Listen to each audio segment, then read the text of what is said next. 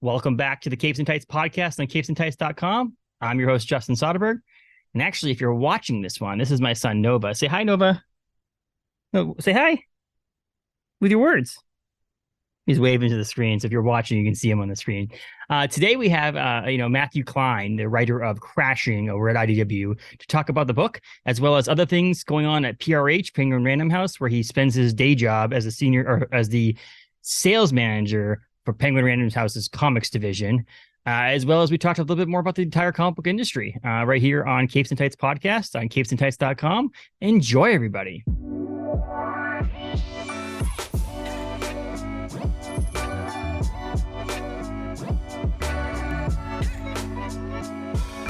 Typically, I say welcome to the podcast, Matthew, but welcome back to the podcast. How about that one? Does that work?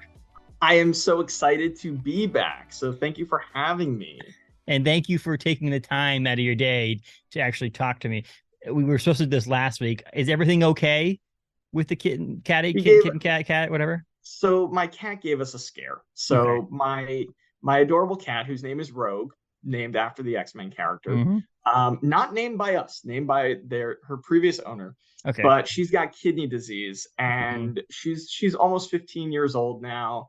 And she gave us a little bit of a scare where she wasn't eating and she was very lethargic. And when you have a cat with a chronic kidney disease, you have to take all that stuff very seriously. And so the vets bring them in. We're like, oh no. So that was my unexpected detour. But she's okay. She's doing good. Thank you for asking. Yeah, absolutely.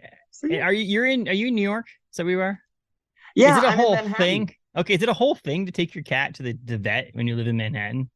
So here's the good news. If you live in Manhattan, there's a vet within walking distance. Okay. The bad news is that the vets are all insanely expensive because you're in Manhattan. But as you know, again, it's a Manhattan inflation charge, basically. Like whether it's food or it's groceries or it's going to theater or it's going to a bar or it's going to the vet. All these things are astronomically more expensive. So that's the fun part. And we have to drug her twice before we take her because she's got a file on her. The vet fears her, which, you never think it'll be your child. But yes, exactly. Right. That's just, I have a vet down the street and I don't have any animals currently. I moved into a townhouse about 5 years ago and they said no animals. I had a cat before that I ended up donating to a friend, but I was thinking to myself, if I ever needed a vet, there is one right down the street and they're closing because they can't find veterinarians. Oh my gosh. Someone said that they just can't. They've been looking for over a year for a new veterinarian in my area. I live in Maine and they just can't figure it out. So they had to close and they're moving. They own a couple other offices. They're moving some of their people to other offices. And someone was like, just call their offices. And the problem is that the vets are so busy at other offices and they can't find them that people are afraid they actually aren't going to be able to find a new doctor, a new place to bring their animal. And I said, that's just scary. I can't imagine that. I'm like, the lucky thing about me is I have a 2-year-old. I can bring him to the doctor. There's a doctor for my kid. I'm not worried about a doctor seeing my son. And where are you based out? I'm trying to remember. Bangor, Maine. So right in the middle of Maine. So yeah, right there in center Maine. And so it's a rough thing, but I feel like every industry has something like this. And I just read an article in the paper. I didn't know it, but I read an article in the paper. I see the paper. I didn't actually pick up a paper. Let's not go that far. I read an article online from the paper that they were saying that veterinarians in this area, there's just not enough of them. And I was just like, I feel like that would be, I don't know. I feel like I've never heard that problem before. Well, look, you've just basically put out a great job wanted notice for everybody to be like, look, if you're a veterinarian and you want to get out of Manhattan, go I'm to surprised Bangor, that didn't Maine. happen during the pandemic where people just try to flee the city. They did. They didn't try. They just fled. Prices of houses in Maine skyrocketed because people were like, I want to get out of this crazy place. You stayed around though. You stayed around. That's all that matters. Yeah, no, we'll be here. We'll be Matthew here. Klein, I grew up in Philadelphia, so I grew up in a city. And I grew up in downtown Philadelphia. A lot of people say, oh, I grew up in Philly. And they're like, where? You're like, Cherry Hill, New Jersey. And I'm like, no. That's not. It's not Philly. So I grew up in a city. I've lived in a city my whole life. My infinitely better half, she comes from Texas on the Arkansas border. And so I was there for 4.5 months during the pandemic and I couldn't sleep for 2 weeks because it was too quiet. Quiet, yeah. Like I need a bum fight. I need sirens. I need ambulances. I need people shouting. Like, I tell you what, though, if you did that for like a year, you probably, and then you went and tried to go back to Manhattan, it probably would suck. Because I did that. I lived in downtown Bangor, Maine, which is not, it's a small town. It's a big city for Maine, but small town in general across the country. And I lived right in downtown. And so, like, again, sirens, fire trucks, people fighting and yelling, bars letting out, all that stuff. And then I moved out to I live in this town next to it called Orrington, which is more of a country town. And they're literally like, you go to bed at night and there's like, you turn the lights off in your house and you can't see jack anything because it's so dark and so quiet that I tried staying at places. Like on vacation, we went to New York City actually in August of last year, and it was like one of those things. I was so glad we were so high up because I felt like we were actually able to get some quietness, because I don't know if I would be able to sleep with all the traffic, and we were Upper West Side, so it was also less busy at night. It's a little bit more a little more residential on the Upper West Side. Yeah. So it was pretty nice. My uncle has a hotel. He works for a hotel company that hooked us up with the Beacon over above the Beacon Theater over there. Dude, that's a good part of town. It was fun too. And my uncle's hookup was free because my wife and I didn't actually get a honeymoon per se. We went to Western Maine because we got married in August of 2020. We were supposed to go to Arizona and all that stuff. That would do it. Yeah. And so my uncle felt bad a little bit. So we're like, we're going on vacation, our first vacation since the pandemic, started, and He's like, I'll hook you up with a hotel. While we were there, the Friday we were in New York City, we tested positive for COVID. Like at the end of that week. It wasn't New York City. I'll tell you that. We went to a swimming class with my son the Saturday before we left. And it sounds like we got it there. And then obviously towards the end of the week, we started feeling bad. And that's when we tested positive and so on. So it was kind of sad in that sense. But I got COVID over Thanksgiving in Texas from my mother-in-law. So like we living in one of the most densely populated cities for the whole time. Yeah. But I had to go down to Texarkana, Texas. And that's how I got COVID. And over the course of Thanksgiving week, that is when we all had it. So hilarious. We wore our masks because it was August of 2021, 2022. Sure. So we're still like, okay, it's New York City. We're from Maine. We don't know. Let's just make sure we wear our masks most of the time we're there. People still wear masks out there. And we were just like, the funny thing is we got it from Maine before we left. We knew that because there's no way that we would have tested positive likely on Friday of that trip we wear a mask. It's not like we were like getting it there, but it was just kind of funny. It was like, we go to New York City and we basically brought it to New York City with. Yep. How New York City got it in the first place. Yeah, exactly. Right. But welcome back to the podcast. I'm really excited to have you on here and talk. And obviously you have a trade paperback coming out here in the beginning of July for Crashing. That's exciting. It's less exciting that bookstores get it before comic book shops. That's what I'm mad about. Unfortunately, that is a little bit of the model. Yes. Is it Tuesday? Is that how it is? Is it Tuesday? I mean, I was just earlier today so this is episodes that comes out this week on Wednesday, the 14th. I talked earlier today around lunchtime with Charles Soule and Ryan Brown about 8 Billion Genies, and that episode comes out in a couple weeks. Their trade or their hardcover of that one is about a week apart. So it was like the 19th and the 25th or something like that. So it was interesting to see that the Crashing trade, it came out that way instead of like the 5th and then the following week at bookstores. So it all depends. I can tell you a little bit about that. So you work in the industry. I do. Yeah. So for those of you listening, my day job is I work for the US Comics market team at Penguin Random House. So I sell comics to comic book stores. That's what I do 9 to 6 every day. So what ends up happening is that publishers have different contracts for direct market distribution, which is the comics shops, and what we then call the book market distributors, which is Barnes & Noble, BAM, Amazon, and what have you. And generally there's a difference. It could be anywhere from a week to a month, and it all is dependent on the publisher. The publisher has, just deals with those contracts. So for example, we just took on Dark Horse, distributing single issues and new release product to the comics market. Prior to this month, you could get all the same graphic novels from PRH as you would any other distributor, but it was on the book market schedule, which meant you would get it 2 weeks later than comic book stores. So, but that's Dark Horse's terms. IDW, you get them in the book market a little earlier. So again, it's all publisher to publisher. It's all little wibbly wobbly, timey wimey in that vein. So it's very funny how that goes. And I guess it's per publisher and so on and so forth. And so you directly deal with, is it Dark Horse you just said, because you just got Dark Horse, and Marvel as well. What other are there other companies that PRH is distributing right now? Oh yeah, we distribute about 200 publishers. Okay. And they're all available for comic book shops to order from, which is the really exciting things. But I mean, as far as single issue comics go, we have Marvel, we have IDW, we have Dark Horse. Okay. But we also distribute graphic novels for those three, and DC, Archie, Titan, but also then you get like Knopf. So if you want to get Mouse, Pantheon in general, so you can also get Black Hole, Chris Ware. And then we also do like Del Rey, Random House Worlds, the Little Golden Book line, Rizzoli, DK Publishing. But then you also get into like Del Rey, 10-Speed, and Clarkson Potter, Wizards of the Coast. We also distribute. We have literally 200 publishers that comic shops can order from us that they didn't even have access to from other distributors, which is very cool. It's very cool. And my main job, like I tell every shop I work with, my job is to help you grow and expand.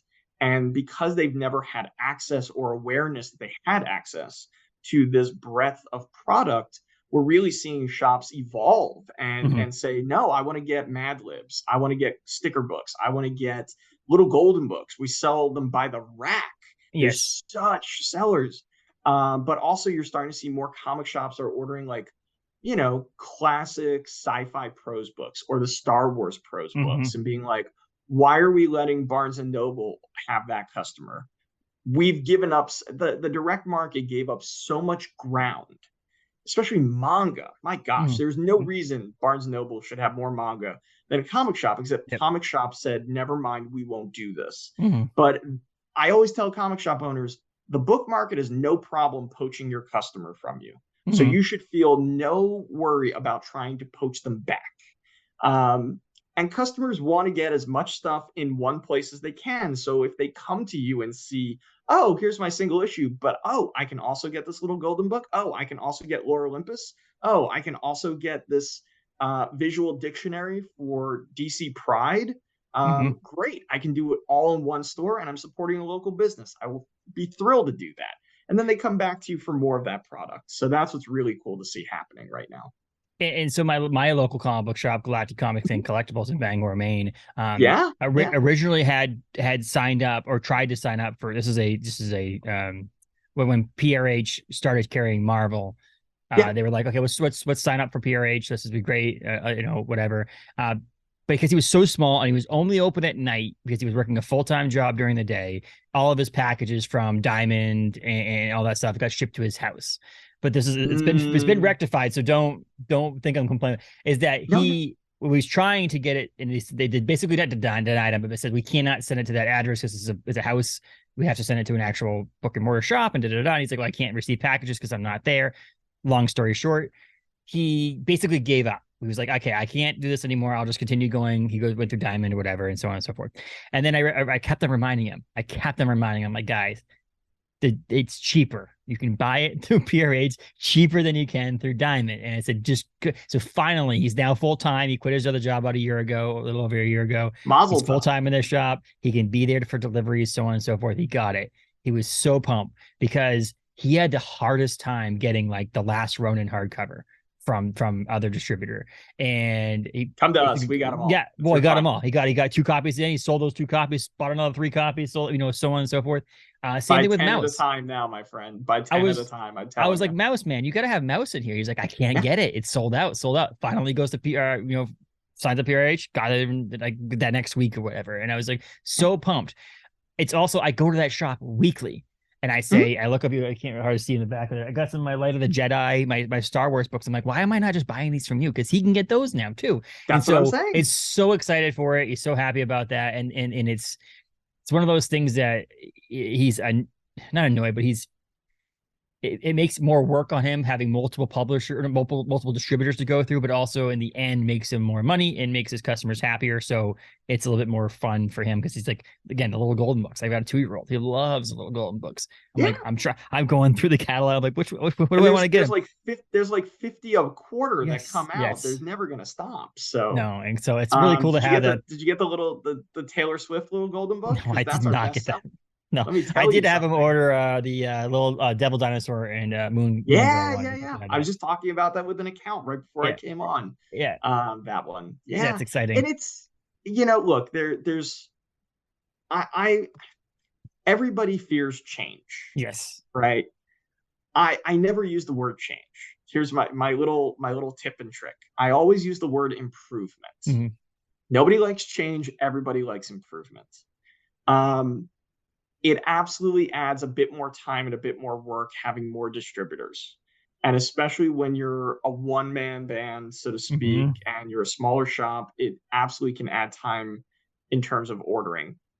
But generally speaking, the longer you do it, the quicker it takes. Mm-hmm. It's hardest and slowest and most frustrating the first few months.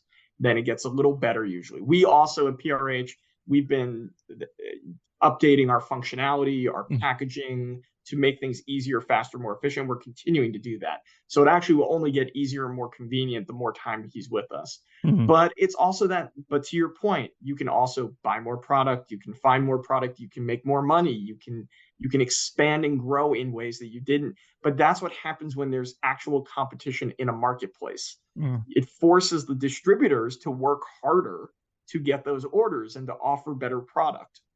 And so everybody wins at the end of the day there. And I also think that one of the benefits more recently with the news that Image is going over Lunar is that with PRH having Marvel and IDW and Dark Horse, and then Lunar having DC, and Image, and obviously Diamond still carrying books and so on, that it makes it a little bit easier. When it was just one company going to another place, like for example, when DC went over to Lunar, it was like one company went over, and when Marvel went to PRH, it was one. And now it's like, okay, now I need these 1 or 2 companies. It's harder for someone to take in. But now that multiple companies are changing up how way they do things, multiple publishers, I should say, is it makes it a little bit easier. Okay, if I go to one place, if I go to PRH, I can now order multiple different publishers. If I go to, Lunar, I can order multiple different publishers. So it makes it a little bit easier.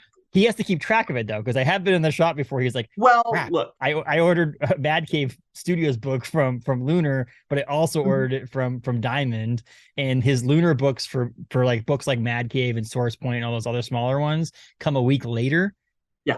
And so he's always like, I get it in, and he's like, I thought I ordered that. And he goes, crap, I ordered it from Lunar. And so that part he's still trying to figure out and navigate. But the benefit is if you go to one website to order, he can order multiple publishers. Where if he had to go to one website, like for example, if it was Marvel was the only one that had gone over, then he was like, well, I still can order it through Diamond, so I'm just going to order it through Diamond because it's easier. Now that he has more options and more reasons to go, yes, he's incentivized to get exactly. But I mean, it's look, yes, it is up to the business owner to keep track of where his orders come from. Yes. But he can absolutely work with his sales rep to help him get some ideas. I know who his rep is. His rep used to manage a very lovely store in Connecticut for a decade. So very used to it. I mean, the thing about it too is I always tell comic shop owners, I'm like, look, you're ordering from 3 book distributors and maybe 10 toy and gaming distributors. Indie bookstores are ordering from 50 distributors and have been for decades. Like, talk to a local indie bookstore owner and that's not for me to say boo-hoo, cry me a river. That is, go to your local indie shop owner and ask them how they do it. Like, there are people who've had to blaze this trail and can help you, who are doing it now and have been doing it. Like, it's not me being a smart aleck. It's me being like, you can get help. Because somebody there's a whole, I think most comic book stores are also more organized. This is no slight against indie bookstore owners, but I've actually been to multiple indie bookstores and I'm like, the hell is going on? there's organized to where you buy them, but they have these stacks depends. of books in place.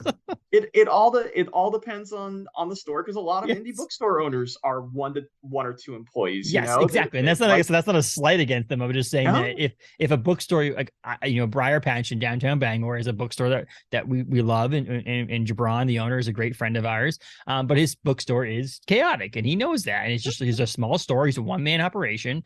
And he has a couple part-timers, but you know what I mean. And it's a little chaotic. Paul's shop, Galactic Comics, a little chaotic. It's a one-man show. But yes, there is times. Luckily, with these independent, smaller publishers, he's ordering a copy or two because we're a very small area. So it's not like he's ordering 15 copies of a cover A of a book and then realizing he already ordered 15 copies of it from a different distributor, and now he's stuck with 30 copies instead of the 15. But yeah. And that's tricky. That's trickier when you're a newer store, especially. Yeah. Part of what you learn is what you learn not to order. Yes. Like you don't actually need to order one of everything. Nope. Like you really don't. It depends on the product line, and but you've got to learn that, right? So many people are so worried about missing out on a big hit that they forget to actually just look at their order numbers and say, oh, but this is how much I need to order to actually make money. Correct. Like you're not trying to win the lottery. You're trying to, and that's the speculation game. The speculation game is, yes, you're trying to win the lottery. It's the stock market. That is not a bookstore. That is not a comic book store. Comic book store is like a mutual fund. You should be making 7-8% a year. Yes. You're not trying to become rich off of one series. That's not how it works. It's not sustainable. No. And you waste so much money sinking money into things that don't work for you, that don't work for your customer base. And that you could be spending that money on things that could work that you're not currently looking at, right? And so, but that takes time and that takes experience, and he'll get there. I mean, everybody does. But yes, you do not need to. You should not order everything. No. Like if I opened a comic shop today, it did not look like the comic shop I would have opened 10 years ago. Correct. Well, I mean, it's also almost impossible to order everything too, with 140 titles coming out a week. It's like when he gets up to like 50 titles on his pull list for a week, he's like, oh my gosh, that's a lot of comics. And then covers all the covers. So luckily, the people who are regular people like myself, I look at previous catalogs. I look at the early stuff to say, okay, for FOC, I'm going to want cover B or cover C or whatever. So he's not typically going to order that. He'll order a single copy of cover C, 5 copies of cover A, because he'll know it sell. But he's like, well, maybe I won't order one of every variant cover. I mean, especially with something like Dynamite, he wouldn't be able to. It's not possible. No. God, 25 covers on number 1. But I mean, 25 copies of number 10. You're talking about every single issue has 25 copies. What he could do, and what I would encourage him to do, and I'm sure his rep will tell him this. His rep is Ben Gritz, who's the loveliest human being alive. But what he could do, what I would recommend is, does he send out a newsletter every week and say, this is what's on FOC? So that's what I'm trying to get him on, and that's one of those things where it's like, because he does a weekly after he's already ordered, like the weekly, like he puts it out Sunday for what's going on. You gotta do it. So, send it out Friday. Yes. Send it out Friday of every week. Or Thursday of every week, and say you need to get these or your requests into me by Monday morning. But the cool thing is, on the public facing website of PRH, it's called PRH Comics, he can literally download an Excel spreadsheet every single week that has every single book on FOC, and it's got a quantity column. So he literally can just email that and say, fill in your number and send it back to me. Yeah. And that's it. So it's super well organized. It's in a spreadsheet, and he doesn't have to play a guessing game at all. So I would highly recommend. I did not know we were going to go into the FOC intricacies, but I love this. Well, but he can absolutely do that.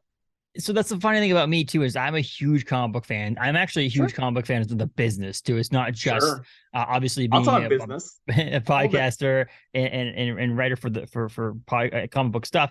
Not only just the intricacies of how a comic book is made and all that stuff, but like how the business works and so on. So I have one of my good friends or podcasting friends, David Harper, who runs Off Panel, has multiple times a year has retailers on to discuss how comic books are being sold in the comic book stores and so on and so forth. And I was trying to talk about like online stores and all this sort of stuff that he has discussions about. It's like, it's not as easy as in the comic book world, I think, with multiple publishers and multiple different retailers and distributors, is to have a POS system that works perfectly. Like you always are going to have something that's like here and there. Something not will always be missing. Something will always be lacking. And so there's always going to be something you have to do a workaround on. And we work with, PRH works with all the major POS distributors POS systems out there, and none of them is perfect. Like I've been, as I told you the last time I was here, I started as a retailer. Then I went at Forbidden Planet in Manhattan. I worked alongside Matthew Rosenberg, Vida Ayala, and Danny Lore, and Tyler Boss, and Nick Philpott, all creators working today. We were all slinging books at the exact same time. And then I went over to Valiant, and I was a sales rep, and then I worked my way up over the years to vice president of sales and marketing. So I worked with Diamond. I've worked with the book distribution channels. I put together marketing campaigns. I went into over 250 shops all over the country, Canada and the UK, and I talked to every owner, and I see how they hand sell, how they organize. It's an amazing thing out there because no two shops are exactly alike, and there are a million ways to do it right. Yes. But one universal truth is that there is a lack of standardization of data. And that there is always going to be no POS system is a one size fits all, because every shop is so different and has a different way of operating, a different way of receiving, a different way of marketing, and you can do it. So POS systems will try and get as close as they can, but you're never going to find something that's 100% perfect. So don't look for it. Look for something that can get you 75% of the way there, and you'll be good. Yes, and it's one of those things I feel like some of these POS companies are really focusing on the wide variety and the majority of what they can sell things to, and comic book shops are not like towards the top of that priority either, though. So if you think about it, like they're not like there's 2 comic book shops in my like hour radius of where I live, and it's like, but there's like 50 pizza places. So like if there's something that fixes something for a pizza restaurant, it's more likely that they're going to fix that first than they are going to fix it for a comic book and shop. That's why, like, your friend's shop, I hope he's using Comic Suite or Comic Hub or the new one, Manage Comics. Like get those POS systems that really do cater more towards comics. They're out there, they're getting better every year, especially like Comic Hub's done amazing. Manage Comics is going to be tremendous, and Comic Suite's the industry leader. It's been around forever because it's run by Diamond, but again, like they're not going to be perfect. Don't pretend they will be. The good news is publishers are starting to recognize the standardization issues and starting to have those conversations. And it'll take some time, but they're gonna get there, and we're really excited. I know PRH, some great folks over there are part of those conversations, and we're always getting feedback. What's so cool, PRH talks to retailers every single day. We want feedback. We listen to them. We then put it into practice with things that we do. It's incredibly cool to be part of something like that. And we're just growing. We're only 2 years, not even, into distributing comics. Like where we're going to be when we're at 10 years, when we're at 20 years, that's going to be scary. Scary cool. You're still going to be there, right? You're going to be running the company. I mean, look, I'm not going to lie. And we can get into this conversation because it's been discussed on social media this past week, especially. I have a day job. My day job, they treat me incredibly well. I get great health insurance. I have steady income that allows me to live, and because that is my base, it is going to afford me the opportunity to make comics. Without a good day job, I don't think I could try and make comics. It's very expensive, especially because I can't draw.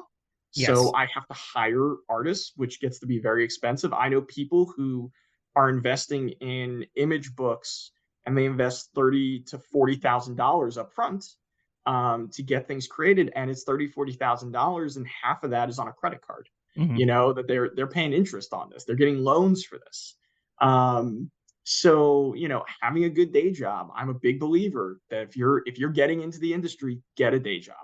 Have a day job while you are trying to build your career, and time manage from there. And so I'm very fortunate. I'm at Penguin Random House. I've told this to my boss. I don't mind sharing it here. I have no problem being here until I retire. Like, I'll be here for 30 more years until I'm 66, and then maybe they'll force me out. Obviously, when Crashing becomes a hit TV show, and the following book becomes, you know, a big blockbuster movie, then sure, maybe. Well, then you'll move to part-time. That's all. Yeah, then I'll just be part-time. That's fine. Well, I mean, I agree with you there, because I mean, as much as people look at things like, you know, big podcasts like the Joe Rogan podcast and things like that, and your comic book, bigger, you know, comicbook.com and comic book resources and all that stuff, it's like running a small podcast and source for comic books is obviously not super profitable or profitable at all. But I believe that, like, I have a good day job with Orono Brewing Company. I'm a creative director there. I'll be there again until I die. They give me the freedom, the flexibility of doing what I need. And, you know, if I needed to take off early to do something or whatever, it makes sense for that, and so on and so forth. And so the same thing there. It's like I have health insurance, I have vacation time, I have all this other benefits in that sense too. And you know, and so there is that sense of, you know, the difference between like comics or being creative and things like Shark Tank, where you look at Shark Tank and they're like, did you quit your job yet to make this a full-time job of your thing? It's a little different than you don't have to. Yes, it's a little bit different. You're talking about the top 1% of 1% of people can make a full-time, really lucrative living off of comics. Yes, the top 1% of 1% as creators. And those people that are in the middle there are the ones that are making are well, not forced to, but like forced to make 10 titles at a time and work on 3 or 4 comic books at a time. Absolutely. And so on and so forth. I was just listening to a podcast the other day that Donny Cates at one point when Marvel had 7 books going. It's like he had 3 books a month basically having to come out every month. And it's like, that's a lot to do. I mean, as a writer, it's a little bit different than if an illustrator is trying to draw a page every day. It is tight a bit different there. But still, it's still 3 different universes you have to, I mean, I say universes, Marvel universe is one universe, but you know what I mean. 3 different books to live in and put your mind around and wrap your mind around every month. And it's like, he's not forced to, because again, Donny Cates is in the upper echelon of those, can work as a living for that. But like, just the idea that you have to basically come up with a book right now. You did Crashing, you could be in your mind and in your papers and your computer working on the next Crashing. I do of sorts. I've got 2 pitches with IDW. One I owe to my editor. I'm trying to get her the next draft of it tonight. And then another one that she's been waiting on for a couple months, but I got sidetracked by this other one that she now likes. And then, you know, who knows if there's a Crashing sequel? We'll see if that goes. But it's, you know, but in the meantime, you can wait. You can do this. You don't have, like, Crashing number 5 dropped. What was it? Back in January, and your next, I hate to use the word Crashing, but your next book didn't drop in February. Do you know what I mean? Like, you have this time to do this because you have a full-time job, which is the Crashing is the fun part. Blessing. Yes, it's a blessing. Not that your job's not fun, but you know what I mean? It's an additional fun part. And look, it's so hard for artists because artists are putting in those 8 to 12-hour days for sure, trying to meet deadlines. Colorists are unsung heroes, as well as the letterers too.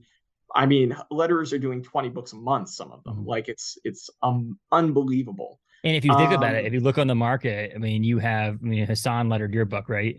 Yep. Again, and like 20 books a month. That man does like 20 titles. Well, let's think about it. There's like 6 letterers that you see too. That's the other thing about it. It's not just like, not that there is definitely more than that, but you know what I mean? Like, you look at it and I can name, I'll tell you what, people that are on a lot of books. If I was breaking into comics, I'd look into being a letterer, because you know what everybody needs? A letterer. And you know who there are very few of? Letterers. But also, I've had 2 on here, and 2 of them are like on a bunch of, DC Hopkins has been on the podcast, and so is Justin Birch, and they're on half the books. You've got Hassan on half the books out there. You've got Micah Myers is up there now. Like, it's insane how many times these people are seen in books. It's incredible. The trick though is letters are one of the lowest page rates. Yes. For them, so that's why they have to do 20 books a month. Then come colorists, then come interior artists.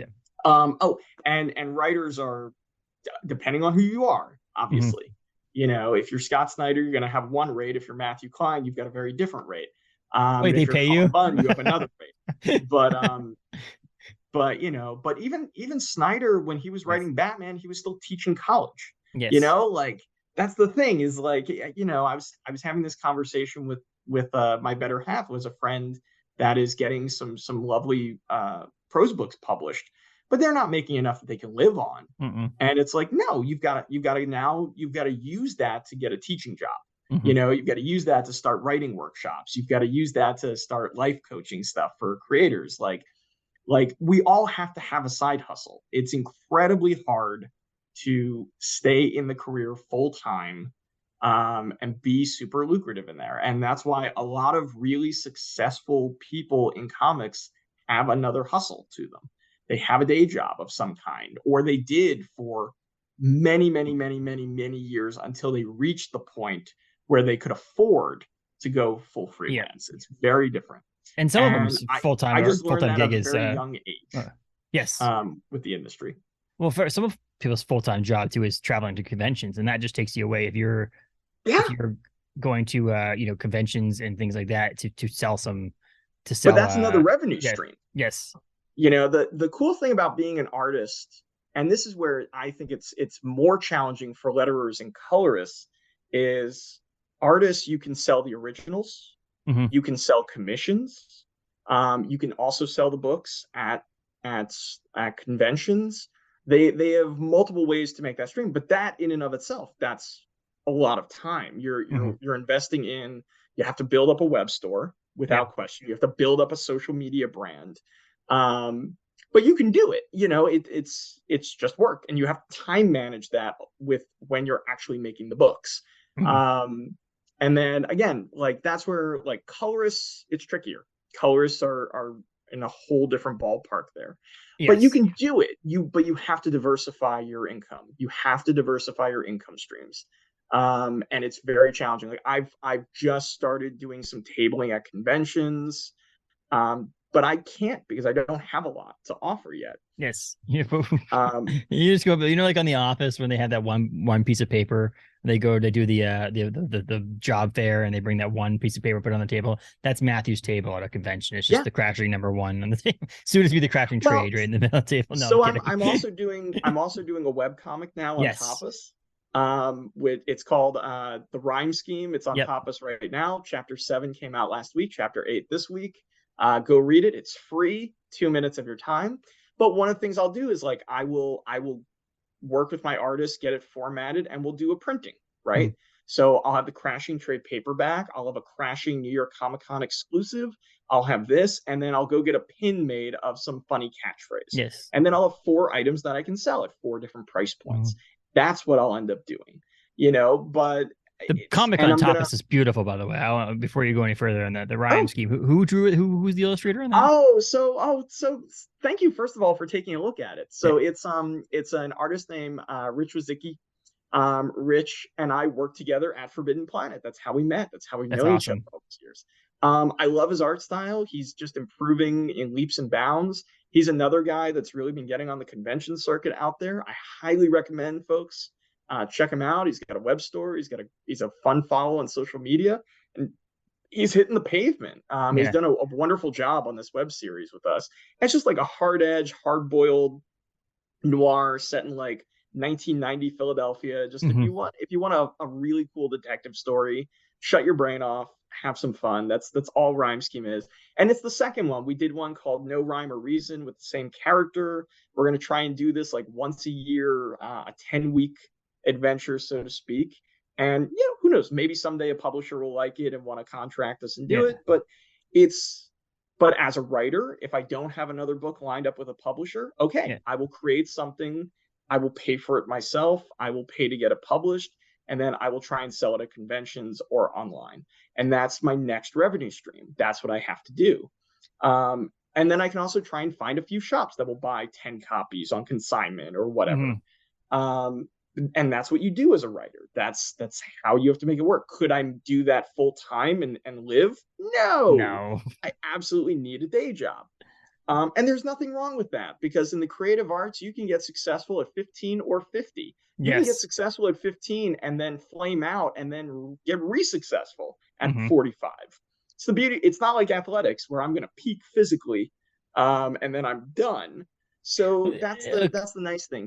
The creative field is at least a little bit more of a marathon, but you got to look for it. You can't just rely on one thing to get you there. And they don't teach that in a ton of curriculums, which I wish they did. Yes. You kicked it off, though. I mean, the way I learned about you and the way that we connected in the first place with Crashing, which came out in September. Yes, September. And it's a 5-issue miniseries at IDW. You did with Morgan Beam, colors Triona Farrell. Yeah.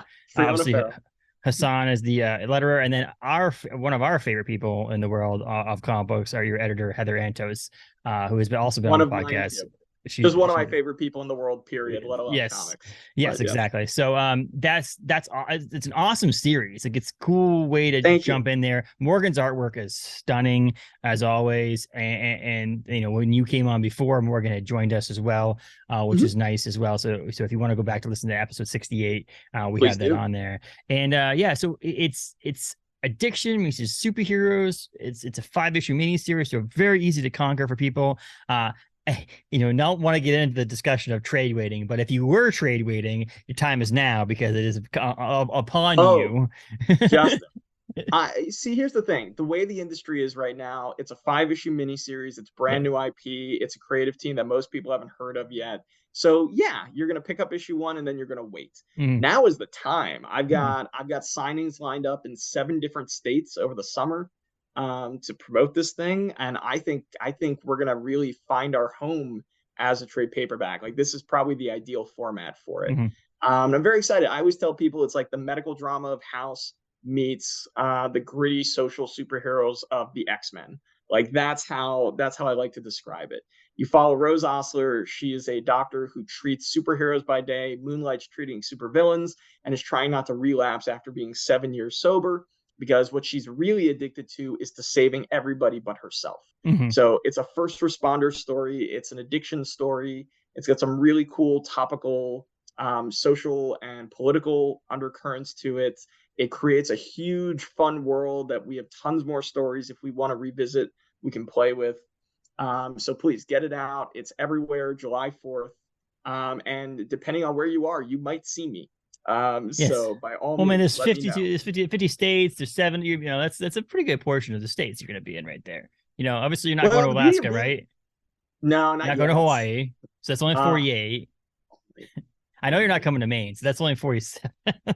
Talk to your guy, have him reach out. We could try and set something up. Well, so I actually think this. We have a convention in April, which I always thought would be a great. I'm trying to get some people up here. Actually, earlier on the podcast that comes out in a couple of weeks, which people will listen to, is Ryan Brown and Charles Soule said that if I can get Andrew Devoff to come from Wishmaster to the convention, so I can work with my friends, because there was a 1 in 10 variant for 8 Billion Genius #1 that had Andrew Devoff on the cover of it. He's like, we haven't met him yet. We've only met him via emails and through his agent and stuff like that. He goes, if you can get him to be a guest at the convention, you've got us too. So I was like, there we go. Get those 3 there. We got you there. There we go. No, it's great. It'd be great because it's a convention. Having it in a local comic book shop is always great too, but you have this confined small amount of people who will be willing to do something and come. Where at a convention, it's even better because there's thousands of people that had the opportunity. Someone walk by your table. Oh my gosh, what's this thing? And obviously Morgan's artwork will draw right in. The name is great. We talked about the logo on the first time you came on. Beautiful logo there. And it's based in New England, which is even better because of those people who were from, which is funny because you live in New York, but you based it in New England. So, well, I thought Boston was a great town to base it in because it's a working town. Like, they're known for work ethic. They're known for, you don't cry, you don't go to therapy, you just work. It's what you do. And also for the political stuff that we have in the comic about, where they're literally trying to create the first legislation nationally to restrict essential rights for people with powers who refuse to register. When you look at political revolution and upheaval, and to some extent more conservative politics, depending on the topic, Boston really felt like an awesome fit for it. This spirit of something big and something new is happening and brewing. Boston just was an awesome fit, and I've never been to Boston. I really want to go. I'm a huge history junkie, so I've really got to get up there at some point. It's not that far. It's nice little jaunt up here. It's not bad. I used to live in outside Boston hours. I used to live like right outside Boston hours. for about 10 years, and it's a great spot. And that's why I was like, oh, that's so awesome. Also, the funny thing is, if you think about it, obviously you work daily with the Marvel comic books company and see that. So that's New York. I mean, if you think about it, it's New York is where the superheroes live. It's always nice to have this idea that there's some superheroes from another city, and that's Boston. And so if you think about it, if Crashing technically lived in the same universe as the Marvel universe, these are just the superheroes that live in Boston. Those Spider-Man, they live in up the road. That's all. Yes.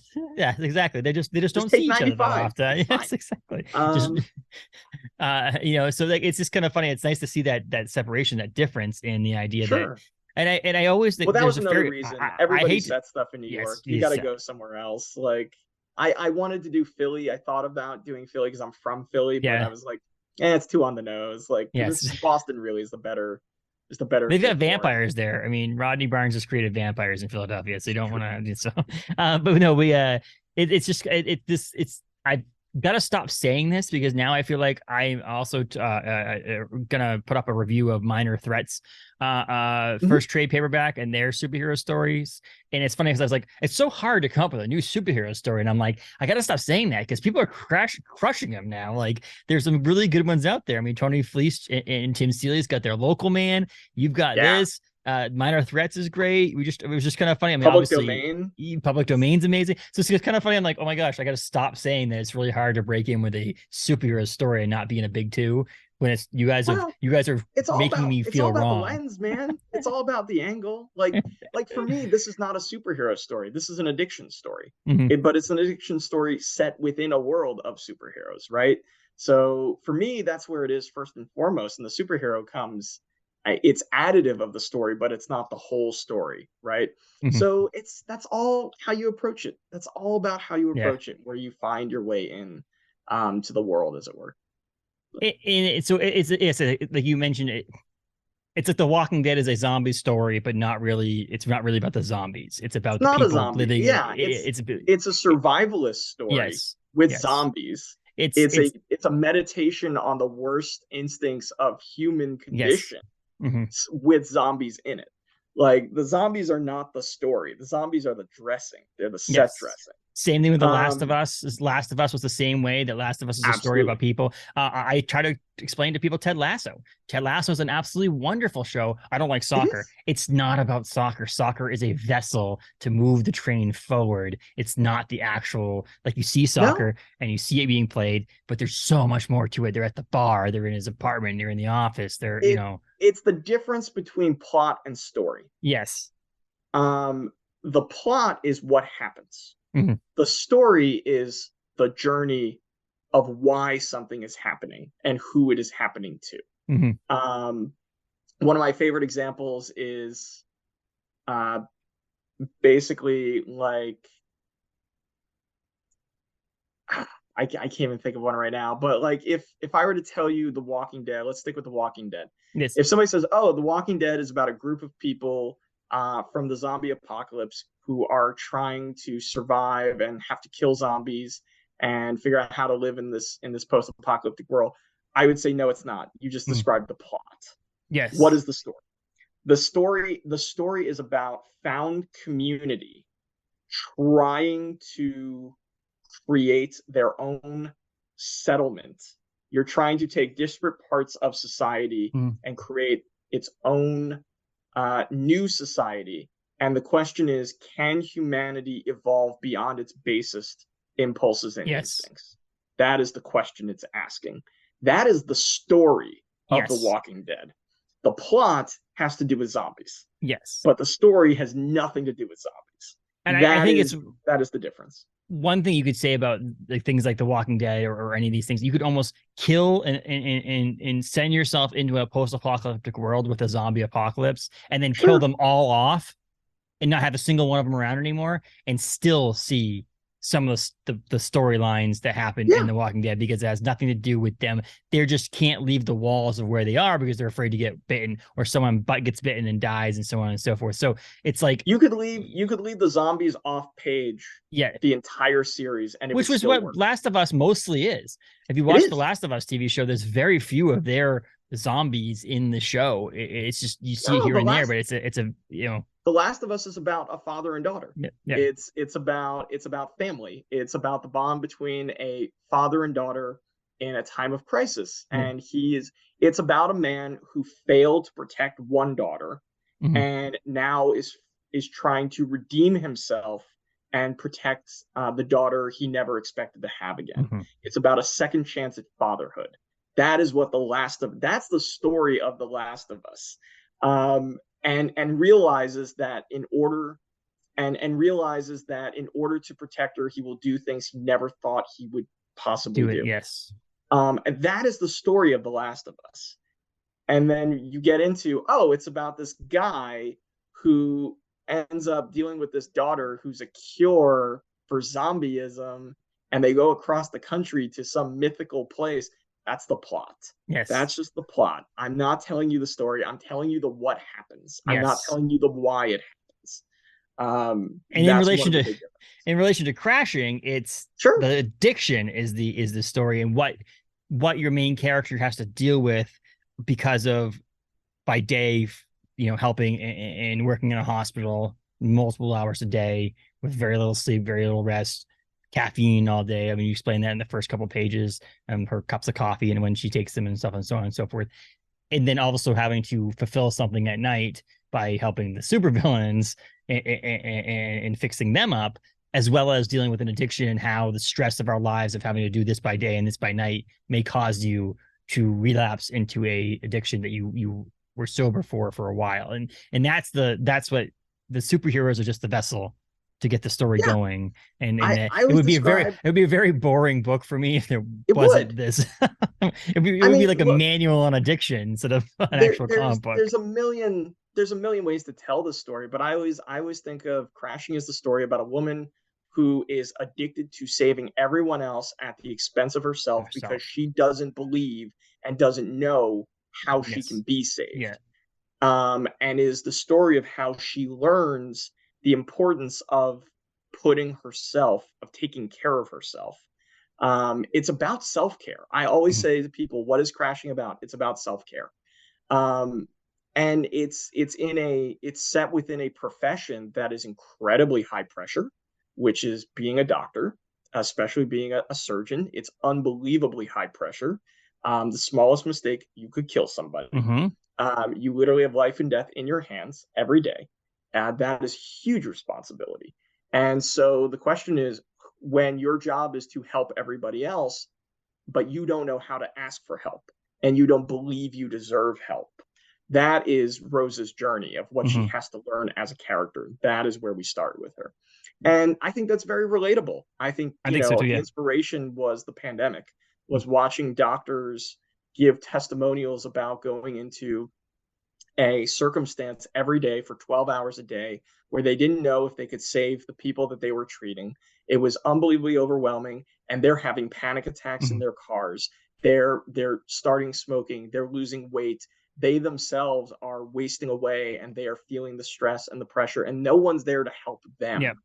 And that was the inspiration for the main character for Rose, is this everyday hero who has the power of life and death over people who are on paper way more powerful than she is, and the pressure that puts on her. And the addiction is a whole other monkey on her back that she fights to keep from controlling her, and that she doesn't realize is controlling her way more than she admits. And that is really where we start with her. And that is the basis and the genesis for it. And that's super relatable, whether you're a doctor, whether you're in construction. I mean, just whether if you have poor work-life balance, or you feel like there are times where you can't get your head above water, you can relate to Rose. Like, that is her journey. Yes. And it's available. She's just 5-issue miniseries from IDW.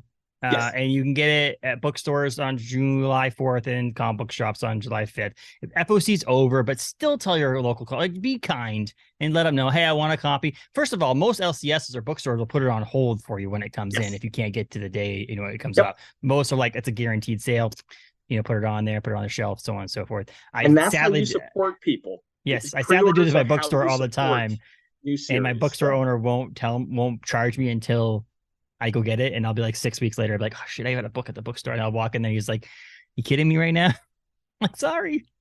I almost did that. So Daniel Kraus is a friend of the podcast and stuff like that. He has a book coming out in August, Whale Fall, and he sent me a single copy of it, but I needed another copy for someone else at my office. And my local bookstore is like, I've got an extra one. So I'm like, Daniel, do you mind if I? No problem. So he put it on hold. I felt bad because the bookstore had a flood, and so they're like doing curbside pickup only because they're trying to, like, obviously. And I felt bad because I'm like, I didn't know other books that I needed to get. So I'm like, I need that advanced reader copy of Whalefall that I'm not paying for. And I get that. I felt so bad I wasn't supporting the shop. But it is what it is, and I'll support Jabron and the Briar Patch in the future. But like, I was like, it's okay. My wife was helping in trying to find my copy because I have one around here somewhere I need to read. But we're hopefully doing a beer with him, actually. So my brewery that I'm working with, we're doing a Whale Fall beer that hasn't fully been announced, but this is a little glimpse, and I'll find out from people if they actually listen to this episode that they found out about this on this episode. So, but yeah, but Crashing, it was excellent. I hate to cut this down and just end this here, but I've got to get going here pretty soon. Crashing is excellent. You can grab it at your local comic book shops, and honestly, no matter where you buy it, I hate to say, big shops, small shops, obviously support your local shop, but no matter where you buy it helps Matthew, Morgan, the team, the creative team. It helps show the people at IDW that people like the comic book and so on and so forth. Your whole creative team on that thing, again, you, Morgan, Triona, Hassan, Heather, all those people are great people. So you want to support those people as well. And hopefully we're looking forward to more from you, man. I mean, I'm excited to see what's coming up next, down the pike and so on and so forth. And obviously sounds like Heather is going to listen to some pitches from you and hopefully get some stuff made. We'll see. Only if it's great. Heather doesn't make bad books. So only if it's great. It's great. Yeah. And can I plug some of the signings I'm doing? Yeah, absolutely. Thank you. So I'm embarking on a really ambitious signing tour on July 8th. That'll be the first signing I'm doing. It's going to be at Brave New Worlds in Philadelphia, Pennsylvania. So I'm going back to my hometown. July 12th, I'm going to be from 5 to 7 p.m. at Forbidden Planets. So my comic book origin story, as it were, going back to where it all began, the shop that I used to work at. Then July 22nd, I'm going to be at Eastside Mags in Montclair, New Jersey. August 5th, I'm going to be in Matawan, New Jersey at the Geekery. August 11th, I'm going to be in Greenville, South Carolina for Borderlands Comics and Games. August 12th, I'm going to be making the rounds for, I think, 4 Ultimate Comic shops in Raleigh and Durham, North Carolina. Tremendous places there. July 15th, I'm going to be in LA at Golden Apple Comics. So definitely keep your eye on that one. They are one of the best in that area at doing these wonderful events. Please come out. I'm going to be bringing a couple extra special prints that aren't available anywhere for people. Nice. The first couple people who come in the line will be able to get a signed print. We'll take photos, ask me all about the industry, ask me what it's like to create a comic, ask me how I went from slinging comics to writing them to selling them. I'll be happy to share with you all the tips and tricks I've got, and just come say hi. And there are more signings in the works. We'll be posting about it soon. So. Absolutely. I mean, go see your creators, meet them. We talked, I don't remember, it was before we started recording, we talked about meeting people like George Perez I met, and it was one of the best experiences of my life. And one of the things I will say is that when you meet someone in person, for some reason, when you meet them in person, you get a book signed or talk to them about the book you're reading means so much more. If that makes any sense, like it's subconsciously, you're just like, this book means more to me. It's a better story to me because you met the person. So go out to these places. It also supports local. I mean, Matthew, you can buy your book anywhere comic books are sold, but if you can support your local shop and you'll be there, like Forbidden Planet or Ultimate Comics or so on, it's really cool to see that too. And I'm glad you're going to those shops because the local comic book shops really appreciate it too, so. Absolutely. So come say hello, support the book, support local business, and let's just have some fun. Yes, like that's absolutely the beauty of it. It's comics. Have fun.